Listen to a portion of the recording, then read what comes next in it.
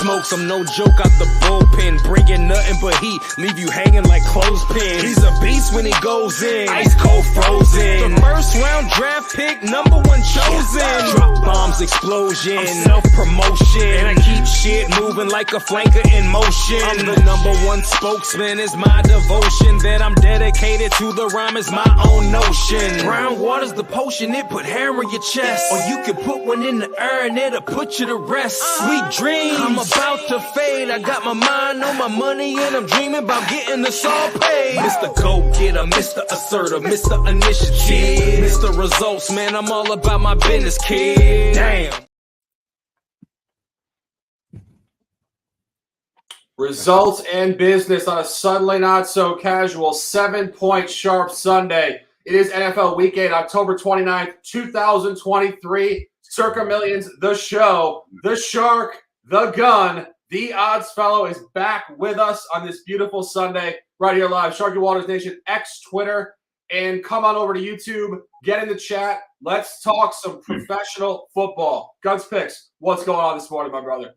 Man, we grinded our way through a college football Saturday. Not the best results. However, the NFL is absolutely cooking. Listen, I'm hitting over 60% of my bets here in the NFL, and I continue to dominate this damn sport, and I'm going to do it again today. Got to have a six-pack of winners, and I am pumped. I am jazzed. I am caffeinated, and I'm ready to dominate Sunday. Odds fellow, welcome back, my friend. How you doing this beautiful Sunday morning? Good to be back. A lot of rain here in the Northeast. We'll see how that affects some of these games. One of my favorite times of year. You got basketball and hockey kicking off.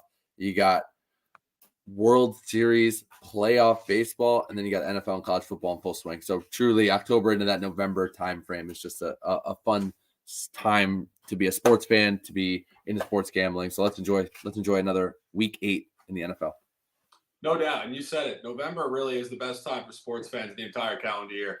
Everything going on at all points in time. And speaking of everything going on, and a weather storm, we're going first official play, a counterpoint between the gun and the odds fellow. New York City, East Rutherford, Jets and Giants have not played in 4 years.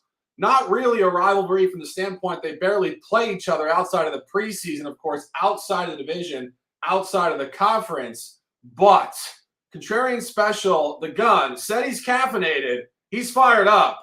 Tyrod Taylor at home, the first official of Week 8. Hold on, my notes are looking a little bit blurry. Let me get my readers on. Oh, that's a lot better on this one. Let's talk about this matchup here. Battle of New York, East Rutherford, New Jersey. It's going to be rocking there in the rain. But let's talk about where the Jets are coming up from. They're coming off a bye and a big win versus the aforementioned NFC champions, Philadelphia Eagles at home, winning outright 20-14, despite losing the net yardage battle, minus 104 net yards for that game. They had a +4 turnover ratio, which was the difference here. 3-3 straight up, 4-2 against the spread this season. Now you got to look at the Giants on this one, coming into off a divisional home win versus the Washington Commanders, 14-7, +83 net yards for that game. They are 2-5 straight up in ATS for the season. Now, of course, Daniel Jones, Danny Dimes, or Danny Nichols, or Danny Pennies, whatever you want to call him now, is not going to be playing this week. The neck injury is going to keep him out. And, of course, we get Tyrod Taylor at QB again, which is actually a better situation here for the Giants. He's done very well in this spot. Last 2 games, he has a 7.1 yards per attempt passing, 66.3 yards pass completion rate, 2 touchdowns, and important, 0 INTs. They've also won the yardage battle in the last 2 games with Tyrod under center. And they've only if you actually look at him with Daniel Jones, they've only won the yardage battle in 1 out of his 5 starts this season. So I think Tyrod is the better quarterback for this spot. Now I got to look at the Giants defense. If I actually looked at the numbers on them, I thought they were a really bad defense. Not really so much when you take out the 2 big outliers, right? The 2 road spots that they played versus Miami and San Francisco. Take it with a grain of salt. They did get gashed as far as the yardage is concerned, but those teams are number 1 and number 2 in offense when we're talking about yards per play. So this is that's one of the top 2 offenses in the league. So you got to throw those out. When you do throw those out and you look at the other opponents, they've held their opponents to under 300 yards of total offense in 4 out of their other 5 games. And they're holding opponents to 441 yards below their offensive season average when you actually look at those other spots. Then you got to look at what the Giants are. When they play non-conference opponents, they're absolutely exceptional. They're 6-1 against the spread dating back to 2022. And then you got the Jets coming off a bye. Jets do not prepare off bye weeks. They are 1-3 ATS off a bye dating back to 2019. And then you got to look at the Giants on another perspective with rest advantage, rest disadvantage in this spot. So they've actually been playing while the other team's coming off a bye or a Thursday night football game. 10-5 ATS since 2019 in those spots. So I think it's a great look here for the Giants. I think the Giants are moving on the upward, where I think it's going to be a little bit of a regression here for the Jets coming off that big win versus the Eagles, coming off the bye. I think they come out a little bit flat in this spot, and the Giants in this in-state rivalry, almost like a college football game. I think the Giants are the spot here. So give me the Giants +3, 2-unit special. Anthony Latino, welcome back. Week 8. Buy, hat, engage. Surprisingly, I would say. I was watching this last night. I was watching the Rex Ryan Jets. I didn't even know you had this play. I don't know. I'm feeling a synchronicity here. What's going on in this game? Do I align with the guy who loves his feet, Mr. Rex Ryan, the analyst who now backs Robert Saleh? Originally, a couple of years ago, right, maybe a year or two ago, he was chirping on the Fan or ESPN radio locally here in New York about Saleh not being the guy, but now he's bought in. I'm bought in too.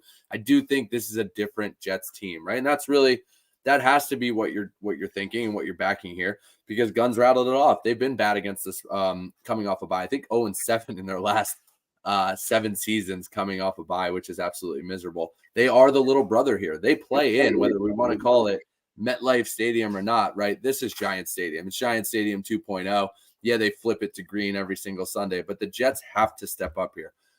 What I'm really leaning on, though, and the reasons why, because Guns laid out a lot of good counterpoints. I think there is some good counterpoint too, just ATS regression, right? Jets are 4-2 right now. Giants are 2-5. We'll hit on that throughout the show. But for me, I think the Giants, although they should continue to regress to be a better overall team, Dable's a good coach. They had talent on the roster. They made the playoffs last year. I still think they extended themselves, right? That team overachieved last year. Last week, the Giants, in their 14-7 victory against Washington, scored a touchdown in the first half. Let's clap it up for a team scoring a touchdown in the first half. That was their first touchdown in a month. That was their first half touchdown of the season, and it was their first touchdown at home. It was also week 7, ladies and gentlemen, week 7. I think this Jets defense is going to take over and do their part. Do I trust Zach Wilson all the time? No. Do I trust the Jets offense all the time? No. But the Jets have hung tight in much better games and matchups against better offenses out there in the league. New England, 20th offense. KC, 4th offense. They beat Buffalo, the 3rd-ranked offense. They beat Philadelphia, the 9th-ranked offense. If they can get their minds right and get up for this game, off the bye, right, they now face the New York Giants and the 31st ranked team overall in DVOA, 32nd on offense, last in the league, folks, last in the leagues. My hope here is the Giants do not score a point and the Jets get it done and we don't have to worry about the 3. So, yeah, call it square if maybe it's coming from that angle, just looking at the basic matchup. But I do think the talent overrides it here. I think it's a chance for the little brother to step up. Jets -3, -115. Hopefully you can get some -110s, do some shopping. Let's go, Jets. Competitive atmosphere here on a suddenly not so casual Sunday morning leading the afternoon. The chat's popping. Drop your plays in here, guys. 57 people on YouTube. We appreciate you guys turning into YouTube. Fire off the chat. Justin McElvey says Packers. I got a conversation on that, my guy. Dabby Cap in the house. We were on there for 3 hours yesterday on Pub Sports. Shout out to Pub Sports. One of the best chats I've seen on the internet. And it is a beautiful world and it is a beautiful life. My first play on this Sunday afternoon, we're going to Pittsburgh, and we are going road, locker room, and environment, taking the Jacksonville Jaguars at -2.5 official. We've said this every week, and we're staying the course of action. I think there's statistical points in this sport that are about to reverse themselves, and the first point that I'm looking at is the fool's gold environment of the Pittsburgh Steelers. I was talking to one of my guys midweek. The Steelers sit here at 4-2. Books have them actually at -130 to miss the playoffs. That should tell you a story of just how outlierish their entire sample is. This team is 4-2 straight up and ATS. They've been outgained in every single game, and their yardage gap this season is unbelievably deficient. This is one singular walking outlier. Go more specifically, situational analysis does apply here. This team is 2-0 road outside of the division on Pacific time for whatever reason. They functioned well at Vegas 23-18, at the Rams last week 24-17. They're also 2-0 at home inside of the division. 26-22 primetime week 2 Cleveland, 17-10 Baltimore week 5. Crucial point in both of those games, significantly outplayed the game. Turnovers, defensive touchdowns, dropped passes by the Ravens in the end zone. I could go on, and I will. 0-2 outside of the division in all environments not just described. Singularly, 0-1 outside of the division at home. Week 1, San Francisco, 30-7. How does that correlate?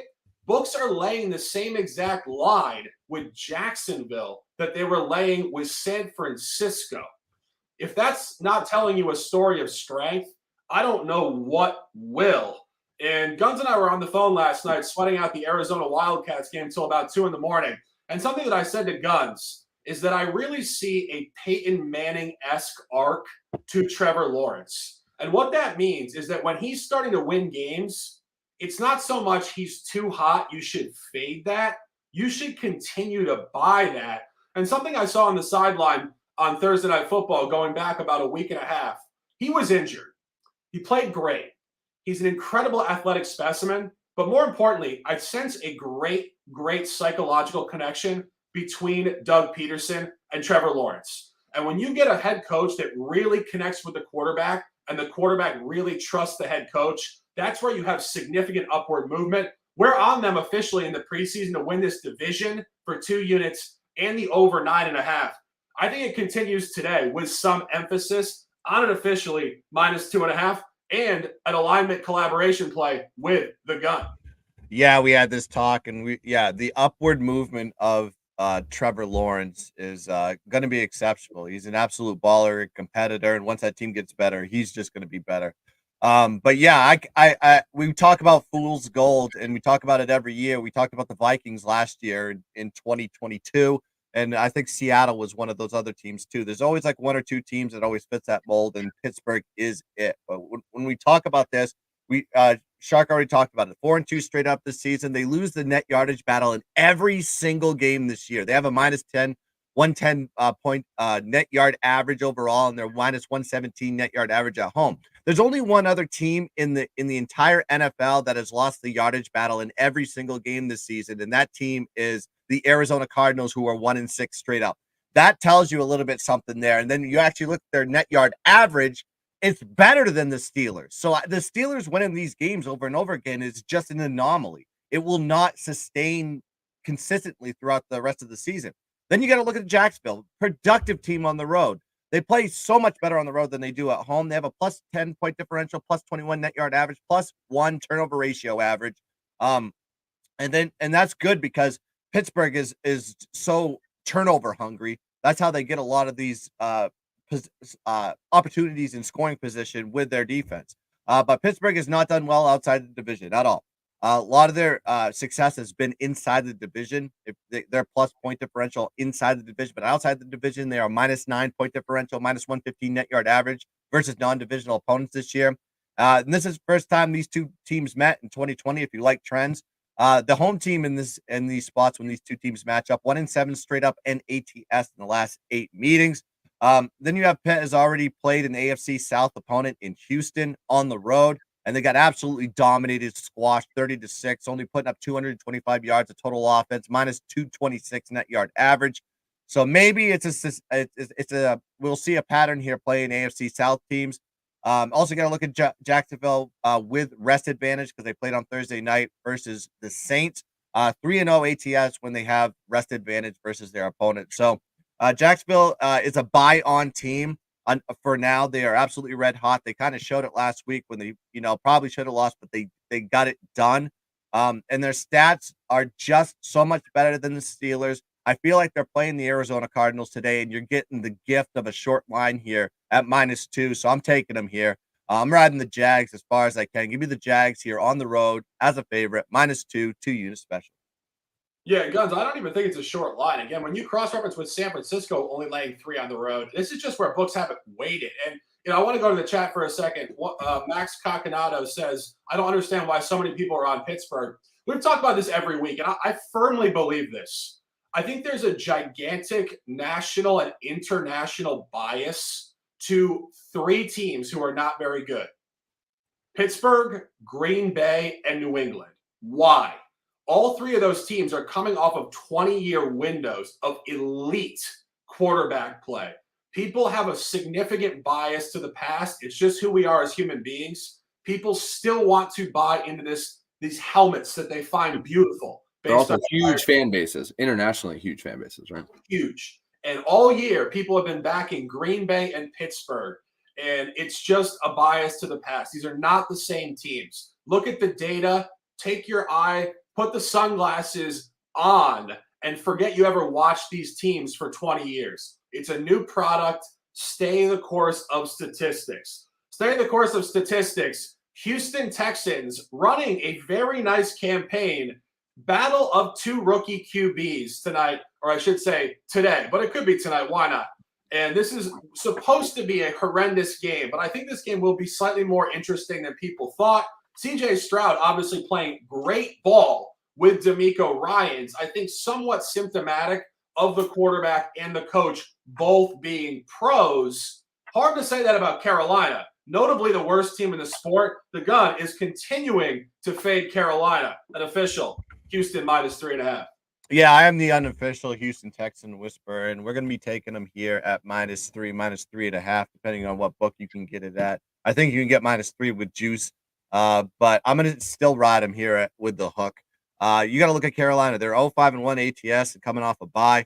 Like I said, I hate taking teams off a bye. I think they come out rusty and flat in most certain situations. I think if you actually look at the teams that have gone on a bye this week, actually all this year, they're 2-4 ATS and straight up. So the trend is kicking in. Now you got Houston coming off a bye as well. So I guess that kind of washes that out. And then they beat the New Orleans Saints 20-13 despite losing the yardage battle in this one. So I'm looking at every situational spot here. I'm looking at non-divisional opponents, home versus road splits when I'm looking at this matchup. You look at Carolina versus non-divisional opponents, minus 15-point differential, minus 61 net yard average. Now you look at Houston, plus 4-point differential, minus 10 net yard average versus non-divisional opponents. Carolina at home, minus 6-point differential, minus 68 net yard average. And those were against teams that were kind of middle of the road, in my opinion, with Minnesota Vikings and New Orleans Saints. And then you got the Houston on the road this season. They played Atlanta, Jacksonville, and Baltimore, some real favorable teams in that spot. And they have a plus 1-point differential, minus 56 net yard average. So they played stronger competition, and they've actually got the job done here with DeMeco Ryans' squad. Now Houston, what are they? Great passing team. They're ranked 4th in passing YPP. With 7.8 yards per attempt and 6 in yards per game. So this is a really good passing team, and they're getting Tank Dell back this week. So that's going to be helped and giving them a little bit more depth in the wide receiver game. Then you look at Carolina's defense. They've just been absolutely exposed when teams can pass on them, with 26th in the NFL with a passing YPP of 7 yards per attempt. Also got to look at Carolina, 2-4 ATS versus non-divisional opponents dating back to 2022, where Houston is 4-2-1 ATS versus non-divisional opponents in that same time window. 7-4-1 ATS on the road since 2022 for the Houston Texans, and they're 2-1 ATS in 2023. Home team in this matchup, if you want to even go between the matchups, 0-2 straight up and ATS in when these two teams meet. Just Carolina is just unbackable right now. They are directionless. They are awful. They're probably going to I think they're going to have the number 1 pick, but I think that goes to Chicago or something like that. So it's actually just terrible on top of terrible. I'm going to be taking the Houston Texans here, minus 3.5 on the road where they play their best, 2 unit special.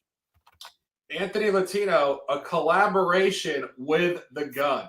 Yeah, and I actually slightly lean over here. There's a wild stat I saw from Warren Sharp. If you remove any rookie quarterback that was not in a not the season-long primary starter, so focusing again on guys that didn't just kind of pop up as a rookie and then started a game. But those guys coming off a bye, right, those rookie quarterbacks are 36-19 to the over after that bye. In this spot, you have both quarterbacks in that spot, and there's some wild numbers in terms of the average total closing line versus the average points scored. So might be an interesting look on the over too, or maybe an in-game over. But I do lean Houston. Not going to beat it up. Guns got into a lot of it. We have a full slate to cover because apparently in week 8 there's no more buys. From the Houston standpoint, though, I mean, it's really, I was taking into account the matchups, right? They've played significantly better defenses than they're going to face today. And CJ Stroud and that offense has looked decent at times, and they've really started to turn this thing around. They played against the number 3 Saints, the number 10 Falcons, the number 13 Steelers, and the number 9 Jags. If you look at it from a DVOA standpoint, now enters Carolina, number 30th on defense DVOA wise. That breaks down as 28th versus the pass, which is what Houston wants to do, and 32nd versus the run. So that's a big DVOA discrepancy for me. The 3.5 doesn't scare me on the hook. I think, a lot happens here with home field and the way Vegas starts weighting these things. I think, these numbers have changed. Obviously 3 is a great number, but 3.5 Houston Texans for everything I just mentioned, everything guns aligned on. Let's go Texans. Absolutely. And we've faded Carolina continuously this year. And I made the comment last week, my hyperbolic comments don't seem to go right. I said that San Francisco was going to go undefeated. They proceeded to lose 2 games in a row, and I said that Carolina could go 0-16. So I don't want to say that again, even though I just said it. So forget about that. But let's stay center here. Next, God damn it! You're going to wreck our bets. Stop it. The energy is real, and we're in here on a suddenly not so casual Sunday afternoon here, or morning. See, I'm all over the place. Evening, afternoon, morning. But we're timeless in this life. There's people all over the world watching this. Sharky Waters Nation on YouTube. But let's stay centered here. Next play, Minnesota on the road, 1 o'clock Fox Sports, Lambeau Field, taking the road team, -1.5 official. A lot to discuss here. And you guys know this. I'm on Minnesota in the under market over the season. That is under 8.5. They did start 1-4. They are 3-1 last 4. Here's the thing about the unders market. This team's not going to go 0-16. So even though we want them to lose long-term on that bet, we have to understand the environment within the season. They are gaining momentum. They are supposed to probably finish 8-9 on the season. But when you start to really look at Minnesota in terms of how they function well, their best environment is as a road favorite. They are 2-0 ATS as a road favorite. At Carolina, we backed them in week 4, 21-13 cover. Week 6, we thought it was kind of a toss. They did cover in the division, crucial point there, as a small favorite at Chicago, 19-13. I look at Green Bay. I just said this about Pittsburgh. I firmly believe people are blindfolded to the current product of the Green Bay Packers. This is one of the worst teams in the sport. Green Bay is 2-4 straight up. Their only wins were against Chicago, who's also very poor, and a backdoor home win against New Orleans, down 17-0 after Derek Carr got hurt. So their representation this season in terms of profitability is against the worst team in the sport and against a backup quarterback situation after getting demolished in the first half. And you go back to last year. The last time these teams played, it was actually last year within the football calendar, but it was January 1st, New Year's Day this year. Green Bay, in the second to last game Aaron Rodgers ever played with the franchise, hammered Minnesota 41-17. Here's the crucial point in that game. An unbelievable outlier. Green Bay won the game by 24 points. They were outgained in the game 346-315. That is unheard of. And you look at what happened in the first half. Green Bay had a 100-plus yard kickoff return for a touchdown, a pick 6. Minnesota missed 2 field goals and another interception by Kirk Cousins, which was quickly turned into a touchdown. I believe that was also a primetime game. And obviously Kirk Cousins has had problems in prime time. Last point on this game, the line is telling you a great story here. In that game, week 17 last year, Green Bay -1.5, win by 24, outlier-ish. This line comes in the same line, -1.5. Books are telling you, you win by 24. We don't agree with that result. We still think you're short in this matchup. Market steam all over Minnesota. This is a buy spot today. I think Kirk Cousins gets one on the road here. We're on it at -1.5. Staying the course with divisional football, going back to the gun, Washington Commanders at home off a overtime loss at Philadelphia. Revenge game. Interesting spot here. The gun. What's going on? I just like Washington and how they match up with the Eagles. I think there's a lot of problems in that organization right now. They're not as strong as they were last year. They're not dominating teams like they were last year. But let's just talk about this matchup altogether. But we got Philly coming into this game 6-1 straight up, 4-2 ATS off a primetime win versus Miami, which we had with Philly on that one. 31-17, winning the yardage battle in that one, plus 11 net yards. Then you got Washington coming into the spot, divisional road loss to the Giants, 14-7, -83 net yards. They're 3-4 straight up in ATS this season. And we already talked about it. These two teams already met this season. This is round 2. They lost to Philly 34-31 in overtime even though they won the yardage battle, plus 50 net yards for that game. Washington actually put up the most rushing yards against them than anyone else has faced Philly all season. So you actually look at the yardage in the box score. Washington performed better than almost every single team that Philly faced in every single statistical category. Then you look at the potential look ahead spot here for Philly. Granted, this is a divisional game. We all know divisional games are very important, so take this with a grain of salt. But they have a home game next week against Mr. Oddfellow's guys themselves, the Dallas Cowboys. So there may be a little bit of look ahead on this spot, coming off that big win, a pure sandwich action on this one. Then you got to look at Washington. Like I said, they've done really well versus the Eagles. 5-2 ATS versus Philly dating back to 2019. It's more of a situational play to me, throwing statistics out the window, but I know Washington plays very different when they go and they have to play the Eagles, and then you get them at home here as a dog. Weather's going to be a little bit messy there in Landover, Maryland, and I just think, Philly coming off that big win with Dallas on deck, I think there's going to be a little bit of a flat spot here, in my opinion. I think Washington covers here. I'm not sure if they'll win the game, but give me Washington here, +7, 2-unit special. Yeah, I don't really have any comments on this one. I thought this line was probably pretty sharp, but I do think you have some access. Anthony, any comments on this one? I would just worry about the offensive line for Washington. They kind of continued to get exposed. You saw it against the Giants last week, right? The Giants aren't nearly the defensive team that the Philadelphia Eagles are. So I think it's all about how, historically Washington has stepped up in this matchup, including earlier this season. But that one matchup that I would watch closely is that offensive defensive line could get ugly. Yeah. I don't really know, honestly. I'm just looking back at last year, what they did at home against Philadelphia. It was bad. They got crushed. 24-8 early season. Yep. Carson Wentz, he gave the ball away like he always does. I don't know, tough game. And I think, our guy Taylor Gang in the chat with a great point. They have 2 new coordinators. We've detailed this week to week. Huge losses, too. I mean, these are both very good young head coaches now in Indianapolis and Arizona. So huge loss there. A little bit hard to read for me. Speaking of hard to read, we're going to go through this one really quickly. Falcons at Titans. Originally this week, I wanted to back the Titans. I thought the Falcons were in a really bad spot. Obviously, a coin flip win at the buzzer last week in the division at Tampa Bay. Theoretically, just a really tough travel spot, but the quarterback ambiguity here with Tennessee just makes the game so incredibly difficult. This game, in my opinion, and the three of us agreed off the air, this is the hardest game to cap on the entire 1 o'clock card. So we're just going to leave it there.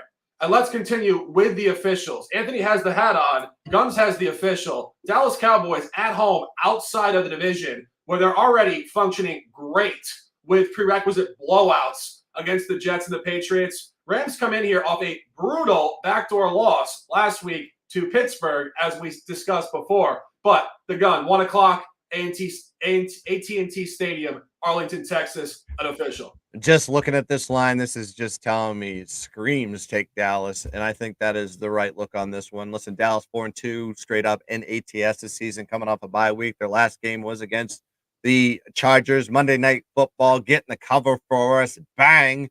20-17 plus 70 net yards on the road. Now you have the Rams, like Shark said, coming off that loss versus Pittsburgh 24-17, despite winning the net yardage battle, plus 54 net yards in that game. They're 3-4 straight up, 4-2 and 1 ATS this season. Now with the Rams, they've done very well versus divisional opponents. They're 2-1 straight up, 3-0 ATS versus their divisional opponents.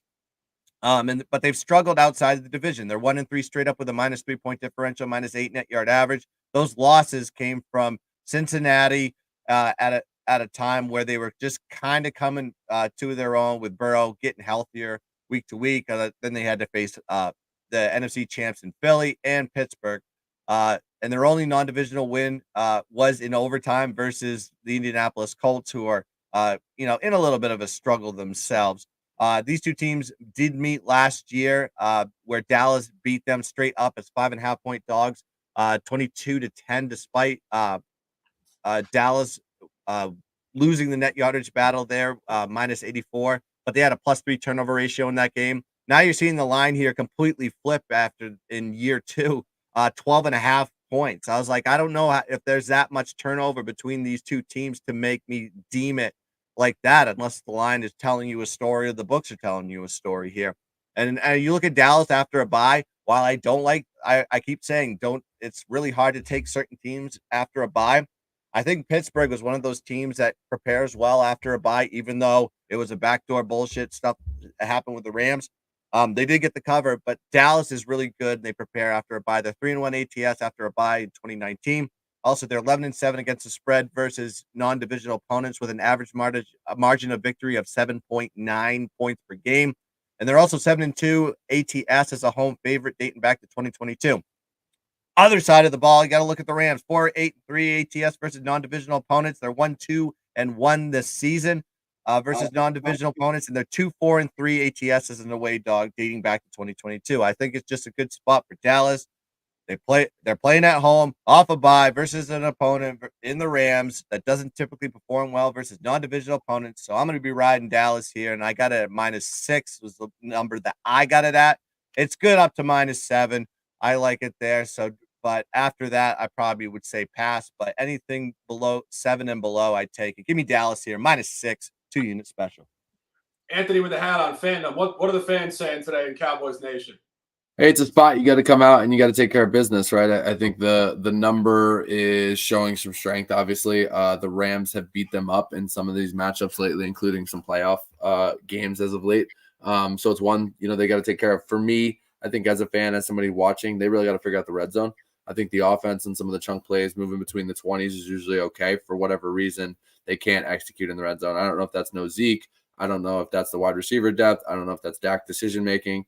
The offensive line finally starting to get a little bit healthier the last few weeks. I think that could help in the red zone and overall. So let's see Dallas take care of business. They want to prove, much like I said with the Jets earlier, some of these teams have to get out of their own way of what they've been the last few years. Jets are one of them. Cowboys are one of them, right? You got to step up and win some of these games. Yeah, I agree. I think this is a strong line at home. Not unofficially, but the gun at -6.5. My last official play at 1 o'clock. We're taking the Saints again because we're not running and hiding from a good statistical idea. And I think this is where the Saints function great. Let's talk about this team. 3-4 straight up, 1-5-1 ATS. And we keep going through this every week, and let's just discuss it briefly. Home in week 1 against Tennessee.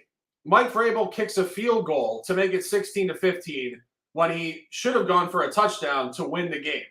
Anti-analytics by Vrabel covered the spread. A lot of coaches don't cover the spread there because they don't kick a field goal. Week 2, primetime at Carolina. Backdoor push, Bryce Young useless the whole game, gets 8 points, 2-point conversion to push. Week 3 at Green Bay, 17-0, Derek Carr hurt. They blow the lead. Blowout loss in week 4, the only outlier to this conversation, so we'll throw that out. Next week after that, I think the biggest corollary to this position today, at New England. Crucial point, only road game off of a home loss this year at the AFC as a small dog at open. 34-0 blowout. Road, back-to-back sequence, lost at Houston, had about 1,000 opportunities in the second half, it seemed like, to score and take the lead and win that game. And last week against Jacksonville, same thing. Tied the game in the fourth quarter, give up a 50-yard touchdown, could have come back and tied the game. Obviously noteworthy, the tight end dropping a ball in the end zone. He was very down on himself. The crucial point here is when you look at this analytically and statistically, this team really could have won every single game outside of the Tampa Bay home game where Derek Carr was recovering from an injury. This team is unequivocally a continued bye. Not only that, I think that they probably sense that themselves. Derek Carr is a perpetually positive person. He's noted for being a great locker room guy. You know this team senses upward movement, and the energy and the morale is there. And not only that, if you look at their schedule in the next 10 weeks, this team is about to go on a run, in my opinion. Their next 10 games are at Indianapolis versus Chicago, at Minnesota, at Atlanta versus Detroit, which is by far the hardest game in this sample, versus Carolina, versus the Giants, at the Rams, at Tampa, and versus Atlanta. If you look at that 10-game sample, you could argue there's only one playoff team in that entire sample. I think they're about to go on a massive upswing, ATS and straight up, and win this division, which I had suggested in August. And if you look at the Colts, I think the Colts are just in a tough spot. The Colts left it all on the line last week. They competed incredibly well against Cleveland in a tight backdoor loss. And something we discuss in all sports, how teams react off certain types of losses. When you lose in that fashion, where you left all your energy on the field and you got backdoored in the final possession, that's the type of loss that leaves you in a letdown environment, not a bounce back. Most bounce backs come off of blowout losses because, one, you were so awful that you're really genuinely pissed off and inspired. And two, oftentimes in blowouts, you didn't really compete that hard. So you actually have a lot of physical energy left. This is really the polar opposite of that. This team is in a brutal position. Their only road home game outside of the division against the NFC this year, we did fade them correctly with the Rams a few weeks ago. The Rams came out hot, big lead, and did win in overtime, 29-23. Absolutely love this spot. Both sides of the game. Numbers and narratives. New Orleans on the road, -1. Next game at 1 o'clock. Big discussion here. Throwing it to the gun first. Dolphins at home against the Patriots. Anthony was talking fandom with the Cowboys. Gun, what is going on with the Patriots fan base?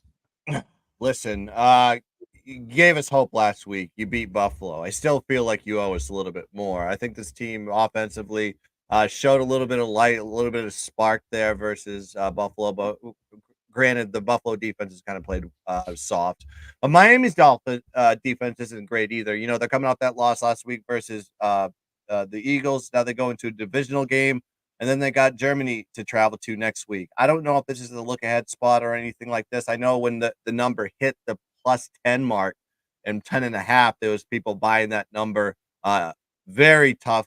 And then, of course, it sunk down to 9.5, 9, and I think it's sitting at 8 on this one. I think this is like, you know, maybe a New England revenge type of game with Miami and a little bit of a look ahead coming off that loss, a little bit flat. Then they have to go travel to Germany.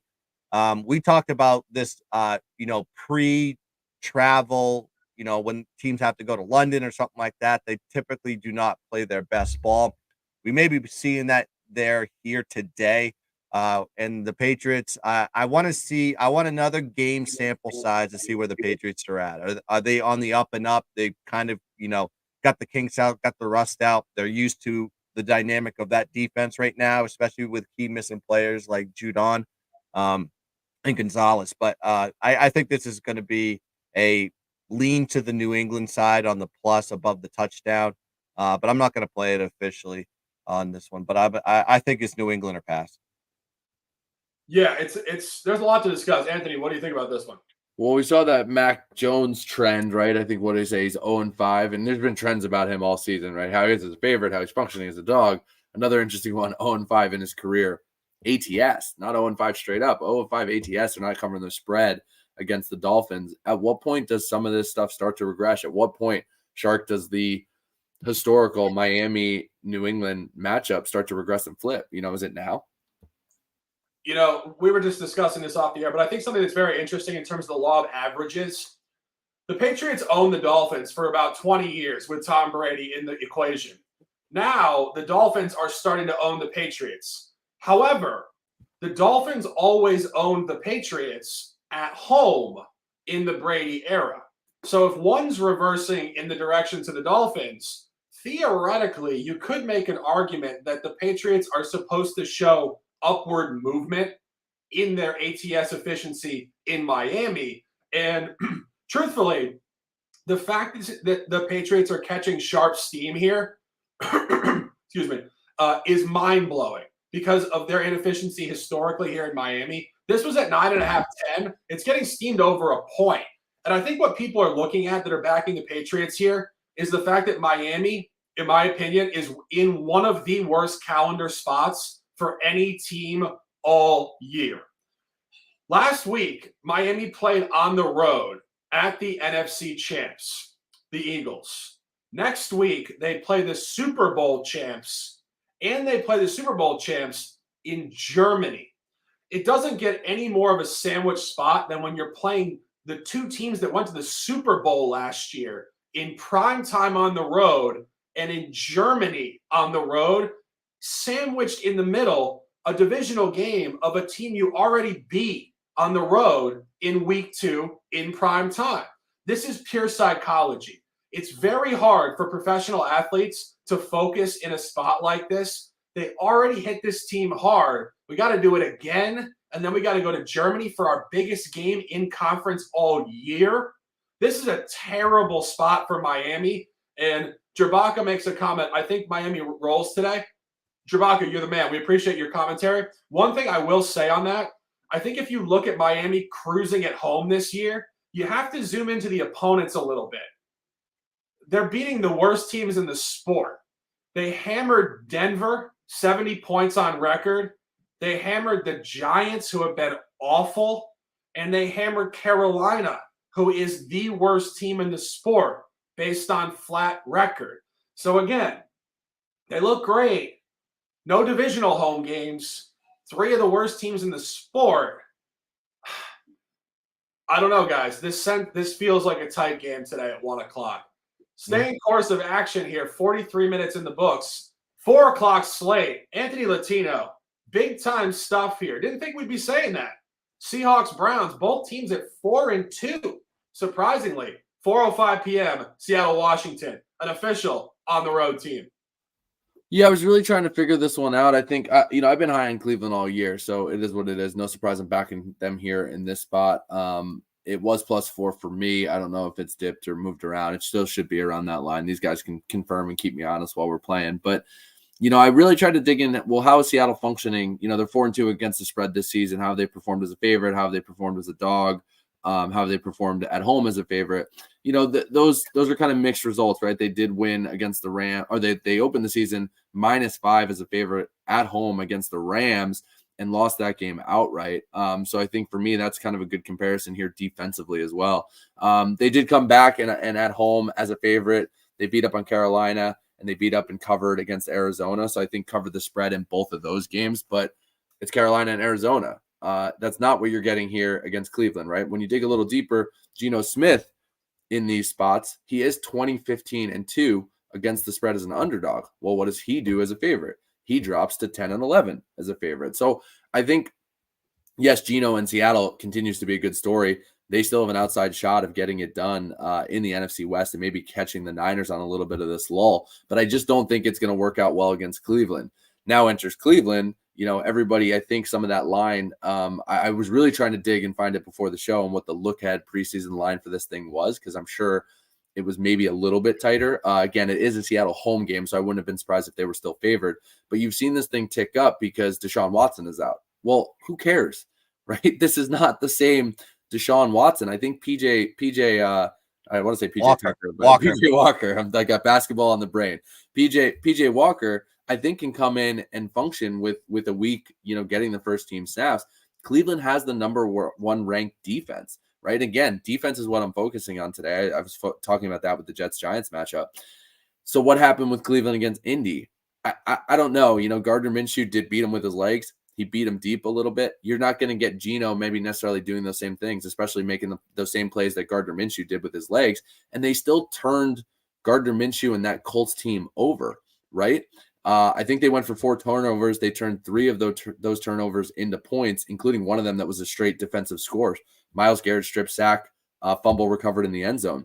So, for me here, I'd love getting these points above a field goal on the road because I think if anything, this is a tight game. I don't think Seattle's going to be able to pull and run away with it. So, give me Cleveland +4. I'm riding with the defense today. First overall, 29th ranked offense has to do enough, but let's focus on that defense. Yeah, I think you're right. I honestly think you're right. I'm not on this officially, but I think without question, Cleveland is the right side of this game. As you mentioned, Geno Smith not very good as a home favorite. Go back to last year. I think very applicable stuff. Just coming off of a win and staying in a home environment. This wasn't specifically home, obviously off a win last week against Arizona, but go back to last year. Very specific stuff here against the AFC specifically. Week 12 against Las Vegas. And Cleveland is better than Las Vegas. They did lose at home 40-34 in overtime. Other games that are sort of correlated to this, I would say, a game against Carolina. They lost against Carolina at home last year, 30-24. This is not where they function well. And this is actually a really difficult spot for Seattle as well. Off of a home win in the division, stay at home, laying over a field goal, which again is a brutal number to lay in this game, which does kind of look like a field goal game. They got to go on the road next week to Baltimore at 1:00. So we talk about the sandwich game with Miami. That is the ultimate sandwich. This is like a nice little bagel sandwich at 9:00 on a Saturday morning. This is a decent sandwich. And I think this is a tough spot for Seattle. I think Cleveland probably covers this. I think it's a field goal game either way. Guns, any comments? Yeah, I mean, they're in the I call it the AFC North sandwich. So, you have to play Cincinnati, and then you tough division. Yeah. Then you have a divisional game. You win that one, and then you got to go play Cleveland and Baltimore. While they did perform pretty well on the road versus Cincinnati with a +67 net yard average, I think this defense is a lot different in this one. It feels like a Cleveland spot here on the road. Cleveland 4-2 against the spread versus non-conference opponents, date back to 2022. And I just think it's a tough spot. You have Baltimore looking over your shoulder on this one. You may be not overlooking this team with PJ Walker. And really, in my opinion, you look at your home games. You got beat by the Rams. You beat Carolina and you beat Arizona. It's like you haven't really played anybody at home other than maybe the Rams. But I think even from a defensive perspective, I think the Browns are a better matchup on this one. I think the Browns get it done here. It's Browns or pass for me. Yeah, I think you had a little bit of that spot last week where they thought they could just waltz into Indy against a backup quarterback, if that's what you want to call Gardner Minshew. I want to give him credit. They were coming off a big win too. Yeah, I think it was a perfect spot for them to lull a little bit. I think you're going to get a completely different defensive effort today from start to finish.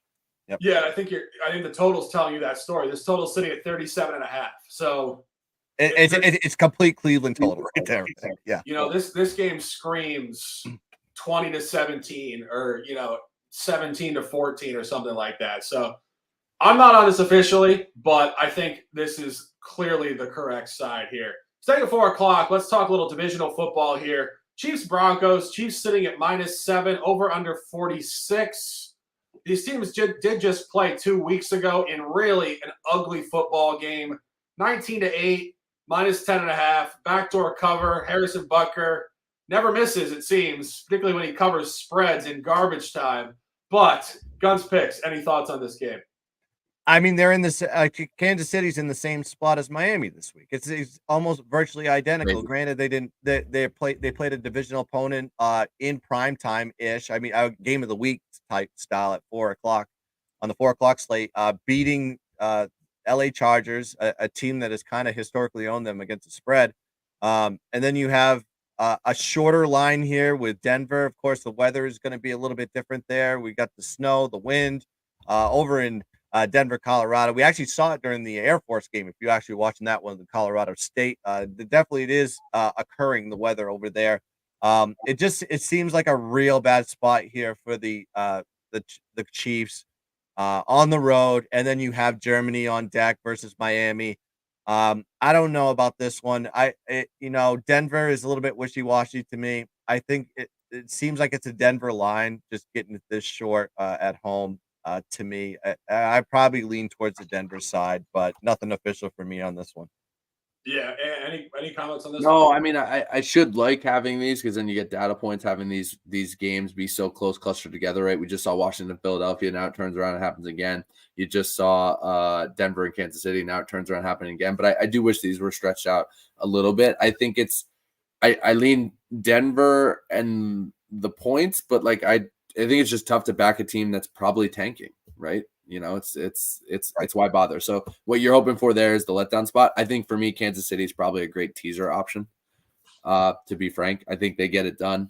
They could do just enough to get it done. So you tease that thing down a little bit closer to a pick, -1, -2, 2.5. You should be in good shape. Mm-hmm. Yeah, and Gunn said this is a terrible spot for Kansas City. There's no way around it. It's not as bad as the Miami spot, but as you said, home win against the Chargers, got to go on the road to Mile High here. Revenge game in the division, also close window. Motivation will be strong. And, as much as we sit here and we speculate about teams and what's going on, I was watching the Netflix show. Patrick Mahomes was featured on that show. And one of the things that I really took away from it is the fact that psychology is real. The things that we speculate on, trap spot, sandwich spot, this, and that, it's not just guys like us who are not in the locker room creating narratives. That is exactly how these guys feel. They're going into this game and they're saying to themselves, like, Patrick Mahomes, Travis Kelce, these guys, like, shit, this is going to be a shit game for us. Like, we don't want to be here. This is outdoors, hostile crowd in the division, revenge game. We got to go on the road next week to Germany. What are we even doing here in Denver? That's real psychology. That's how they feel. And if you look at how Denver's competed in the last couple of years, they've been tight at home against Kansas City. We had them late season last year. It was back and forth, but Denver did cover the spread. This line is not giving you a lot of transparency from a numerical perspective in terms of the averaging. 10.5 at home, 7 road. That's that 3 gap, which is very, very sharp. I do think this will hover around 7 points. I think the over is actually the best play in this game. Obviously, you saw 19-8 in Kansas City. 46 is 20 points higher than 27 on the average. They're telling you the previous game was a bit of an outlier from the scoring perspective. And Guns mentioned this with the weather. Guns, what's the weather in Denver today?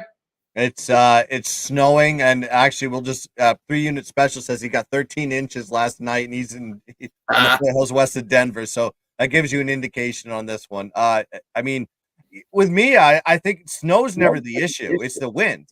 So I mean, I would probably just check the wind factor on that. Yeah, wind or heavy snow, heavy rain. But if it's light stuff, it doesn't matter. But I'm seeing, I mean, when you see the line going above, it's like if it was an underline, then why isn't it hitting 40 or 39 or 38 or something like that? Yeah, why is it at 46? That last game closed at 48.5. So I would love if it was like 48, 49. It probably got moved down a little bit, but 46 is still a big time number compared to where that thing ended up at 19.8. So yeah, right. Yeah. Well, yeah, and the line is moving against it, and it's always sharp. It's always sharp. So, but I do think that the narrative with snow is actually more towards the over. We've talked about this particular game before, but one that always comes to mind for me, when the Patriots played the Titans in 2009 in the snow, the narrative going into the game is that nobody was going to be able to score and that the snow was going to be the ultimate equalizer in terms of no offense. The Patriots put up 59 points in that game, 59-0.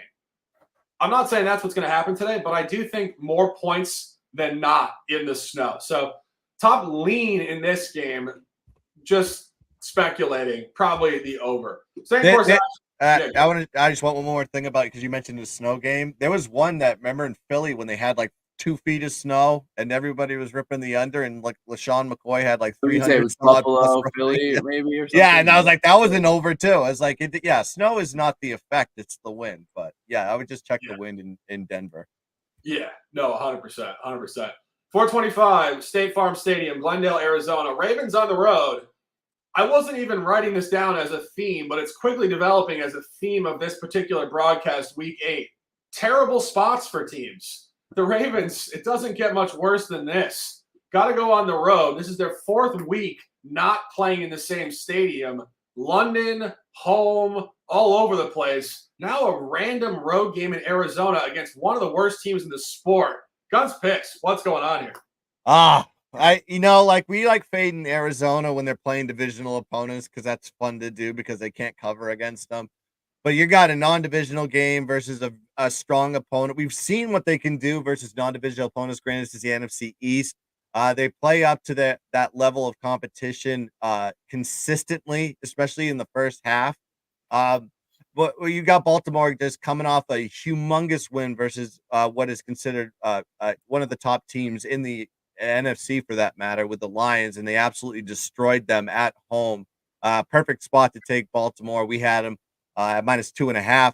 But I think this one's a little bit different scenario. The line to me is a little bit too high. I see this being a survivor letdown possibly with Arizona. I couldn't get there to the window on this one because of Arizona not having really much of a run game. They've been a lot different without Connor in the backfield for them. And then trusting Josh Dobbs to go out there and get it done. But I think this is a really bad flat letdown spot here for Baltimore. I think they have a divisional game. No, wait, they have to play Seattle next week. So, yeah, I would probably lean towards the Arizona side here and just take the dog. But I'm not going to really invest in this game at all. It's another teaser option if you want to look at it that way. I mean, Arizona stepped up in these spots, right? They got Dallas sleeping. Some of these teams, too, coming off big wins are starting to look a little bit better than tank the next few weeks. Maybe Dallas went through it. San Francisco went through it. Philly went through it. Buffalo went through it. Miami went through it. So is Baltimore the next victim to fall? Even Detroit, right? Detroit getting beat up against Baltimore. Be careful. Some of these teams, it's week to week in the NFL, any given Sunday, right? I'd like to see the first half line of that Arizona game to see if that correlates to the spread. Yeah. That might be a look there too. And then you can just kind of, cash the ticket and avoid it. But yeah, maybe in Arizona first half if the number's right. On one book, I got, what did we just say? First half Ravens. +5.5 probably. -6, +6. Yeah. Ooh, okay. Yeah. So big number. Yeah, maybe full game, but pass on the first. Yeah. Yeah, no, it's just a tough travel spot. The only counterpoint here is that Cardinals are definitely showcasing spot-specific analysis.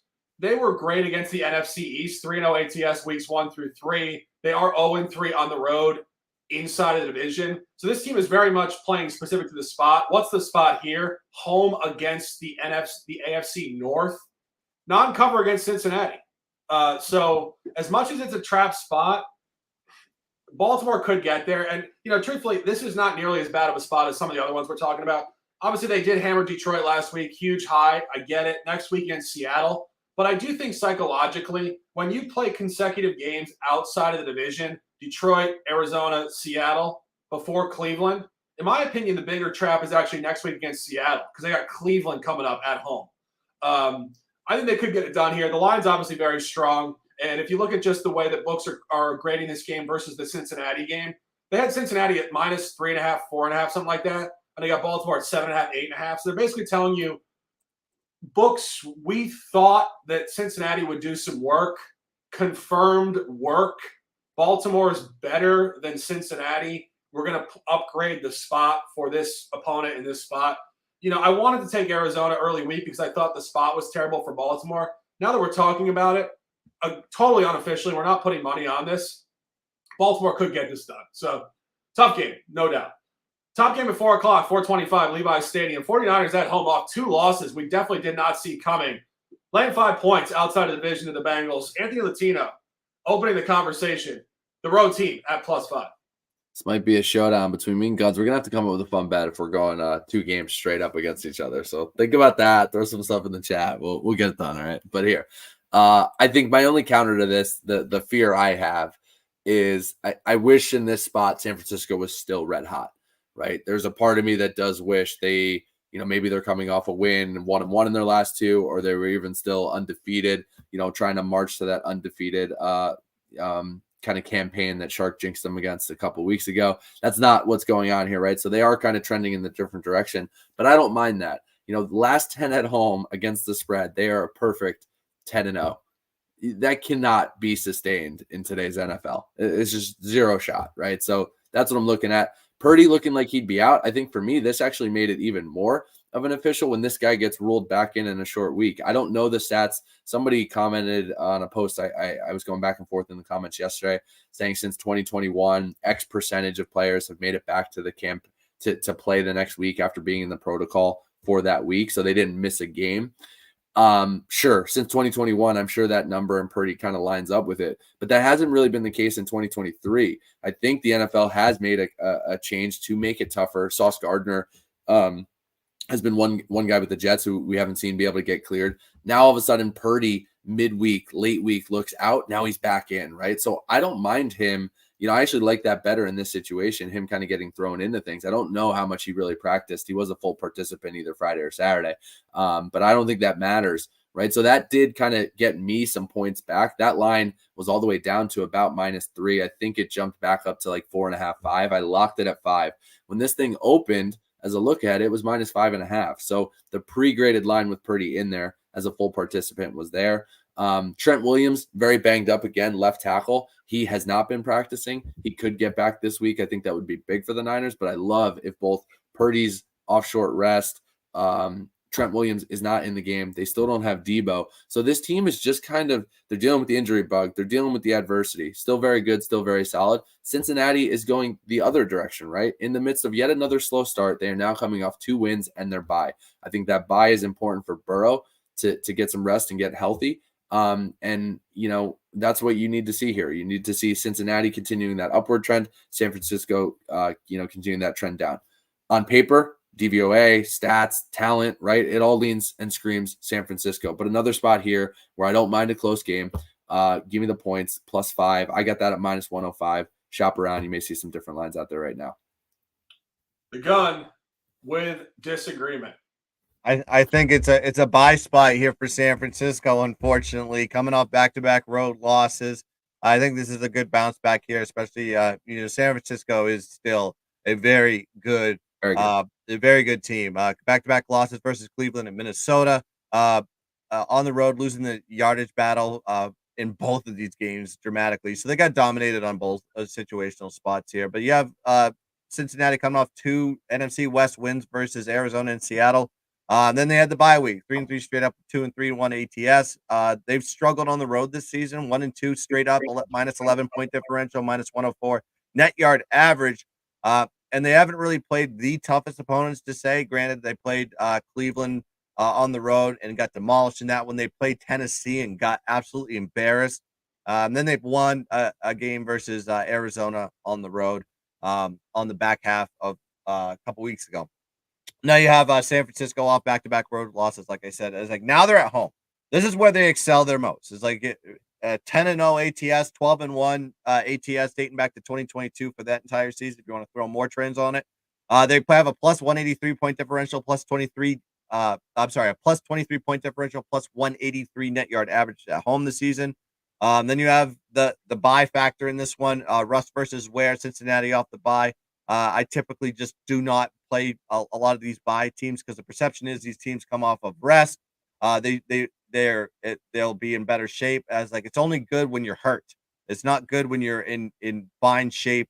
I think you come out rusty and you come flat. 6 teams, like I said, this season have gone into their bye. They're 2-4 straight up in ATS after a bye. Cincinnati has been playing a little bit hot lately. I think it's just an inflated perception here for Cincinnati. San Francisco in the best spot, playing at home. I think it's the time we have to ride the Niners and buy on them here below a possession, a touchdown for that matter. I think San Francisco gets it done.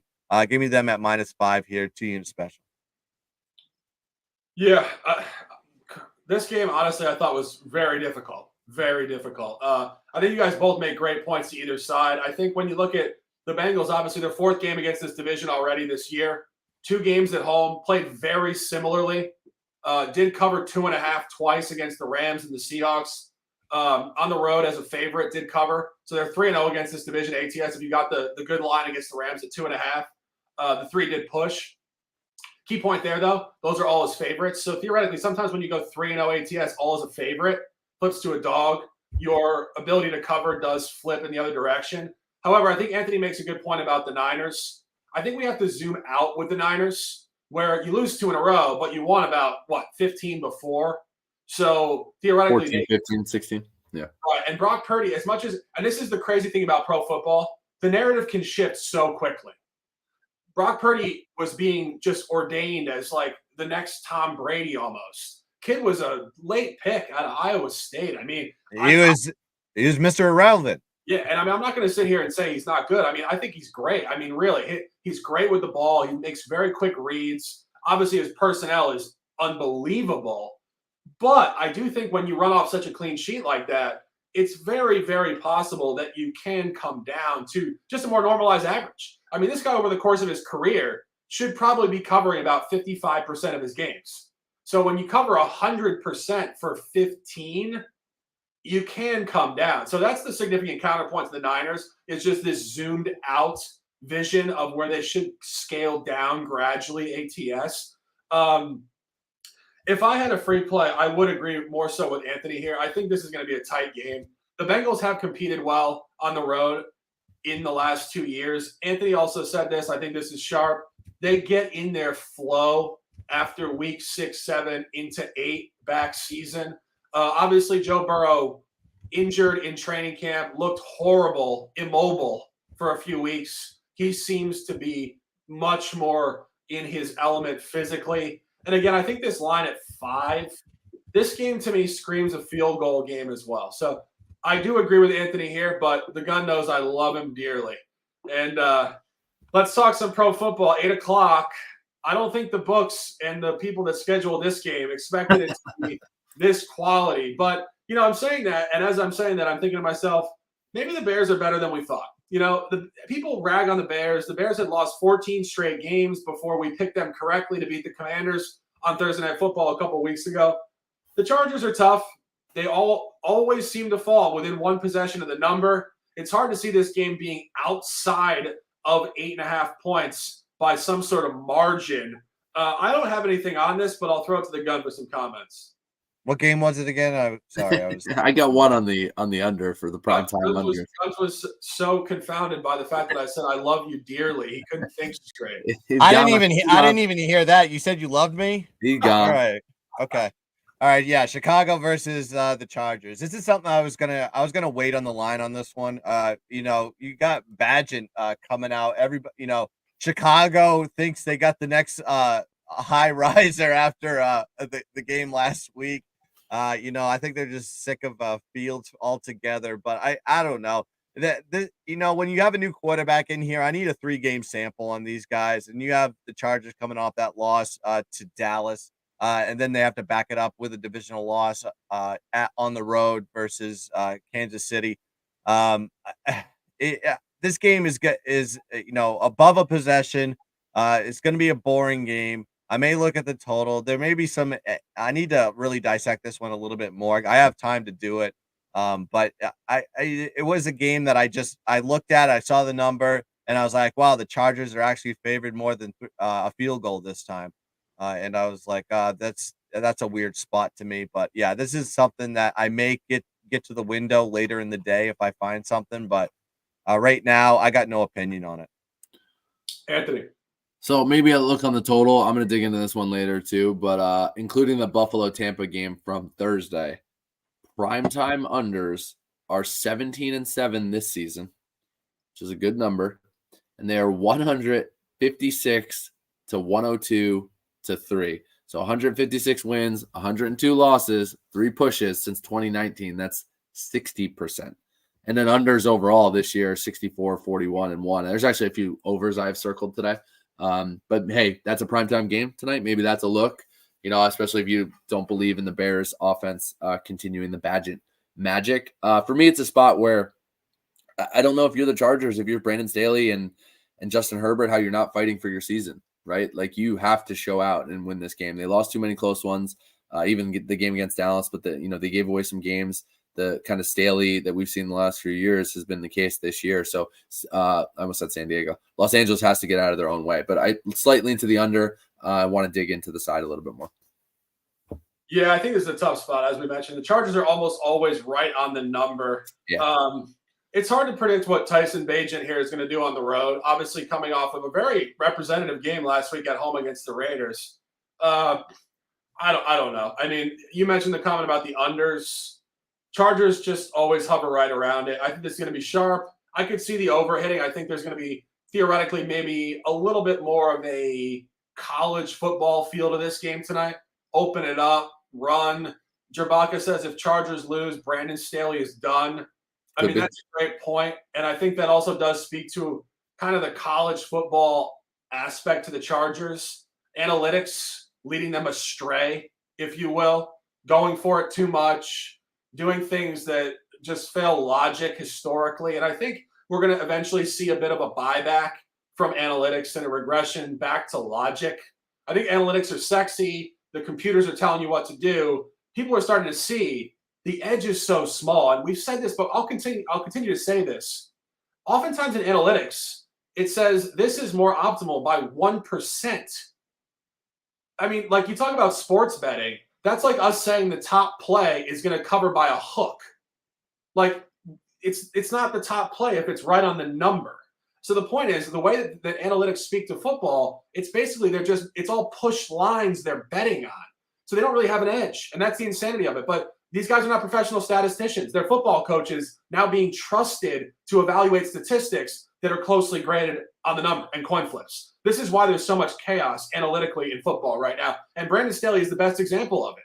I don't think he gets hired without analytics, number one. And you see how he continuously misuses it. And analytics will get him fired. And I believe in the next 10 years, we will be on here doing this show in 10 years. And it's going to be awesome to see this as we grow with you guys in the chat. But I firmly believe 10 years from now, 2033, we can go back on this show and we'll have all these coaches in the league that are guys like Dan Campbell and Mike Vrabel again. Just hardhead, leatherhead guys, coaching emotion, firing the group up, and not overthinking spots and using statistical anomaly points to figure out what to do in the red zone. So I think that Brandon Staley will get out the door. I don't think he ever should have been there in the first place. And I think he is a perfect example when ESPN does a documentary in 20 years about where analytics went wrong in football as to how guys got hired because of computer averages and not the ability to actually coach professional leatherhead football. Little rant from the Shark, but I'm passionate about it. So you're saying that the Chargers are going to get into the Jim Harbaugh sweepstakes and try to dip their hat into that one because there's going to be there's going to be some teams that are going to go after him after everything that's happening. This is the Shark brand of football, the hard hat. Yeah, bring it back. I love it. And if Harbaugh ever ended up with the Chargers, I mean, that would be amazing. Great. Amazing. Yeah, amazing. Somebody's going to walk into that job and be very, very happy. I hope it's Kellen Moore and he gets the elevation, but we'll see. Yeah. I mean, I'd love to see Harbaugh out there. I mean, he's got to come back to the NFL. The guy's an NFL coach. Come on. Let's go. Anyway, taking a breath, wrapping it up. Hour and 13 in the books. Big conversation here. High noon on the East Coast. Sharky Waters Nation, 9 words of lifestyle. Ride the wave or get out of the water. Big time plays today. A lot going on. 6-pack from the gun. Giants at home, East Rutherford +3. Dallas at home, -6, 6.5, or 7. Washington at home +7. I didn't even realize that. The gun is backing 3 NFC East teams at home today. He's a Patriots fan. Guns, you moving down to freaking Washington? No, I saw it when he sent me the picks the other day. We were talking about this. That's right. I literally responded, big NFC East guy this week, huh? Yep. Yeah, let's go. Best conference in the NFL. Let's go, baby. I hit the horn for that one. NFC Beast. NFC Beast. 3 more plays for the gun. Houston -3.5. Jax collab with the Shark 2.5. And San Francisco 4 o'clock, 425 -5. My top plays, 3 top plays. Jacksonville -2.5. Minnesota -1.5. New Orleans -1. The odds fellow 4 top plays. Houston -3.5. Collab with the gun. New York Jets +3 in that big time matchup in East Rutherford. Cleveland +4. Sharp take there, in my opinion. And Cincinnati +5. I also lean that, not officially. Hour and 14 minutes in the books. Week 8 Sunday, October 29, 2023. Guns Picks, a pleasure. Anthony, coming on with us, I believe, almost every single week through the Super Bowl. All the flag football stuff is done. Now it's pro ball. Next week, and then hopefully back. Pro ball on the internet, a conversation. We appreciate you guys in the chat immensely, trying to build the conversation. We encourage you guys to drop your plays, comment back and forth, and we try to interact as much as possible. We have a lot of energy, big time adrenaline, the three of us. So our interactions are going to continue to build as we build the show. The Gun, close them out with some words, and let's dominate. Yeah, we had 50 to 60 you beautiful bastards joining us YouTube, and maybe more on the Twitter end. Please like and subscribe to the Jaguars Nation channel, and hit the like button, hit the thumbs, hit the bells, hit all the buttons on there so you can help this channel grow to the rafters. A lot of content coming out here, daily NBA content. Of course, college basketball will be starting here in January after the NFL season, the college football season.